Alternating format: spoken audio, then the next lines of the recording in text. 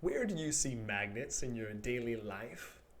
Brainstorming magnets might be hard. If you find iron, then you can observe magnetism. Today we will see magnetic fields in action.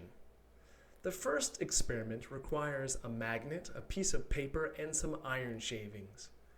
Place the magnet on a table and put the paper on the magnet, because pulling iron shavings off a magnet can be troublesome.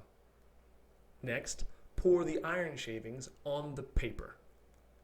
Spread the iron shavings like butter on bread, and you will see a pattern. That is the magnetic field. There are two poles, a north pole and a south pole. Better yet, move the paper around, and you will see the iron follow the magnetic field. The iron shavings point in the direction of the magnetic field.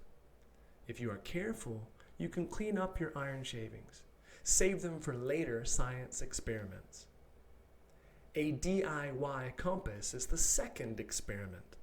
The compass will let us observe the magnetic field of a humongous magnet. The requirements are a bowl full of water, that magnet again, a floating thing, and a straight piece of iron.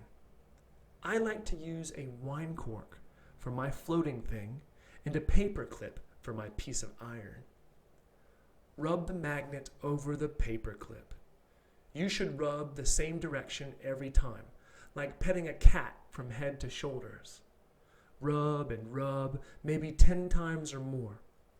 Next, you have to stick the paperclip on the cork. I like to use a tiny bit of glue, but you can balance the paperclip too.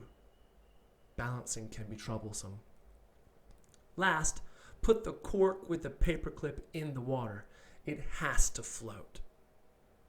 That little paperclip is the same as the iron shavings. The earth is the magnet. The paperclip orients itself to the Earth's north pole, just like the iron shavings orient themselves to the magnetic field. These experiments help us observe magnetism. You can brainstorm now.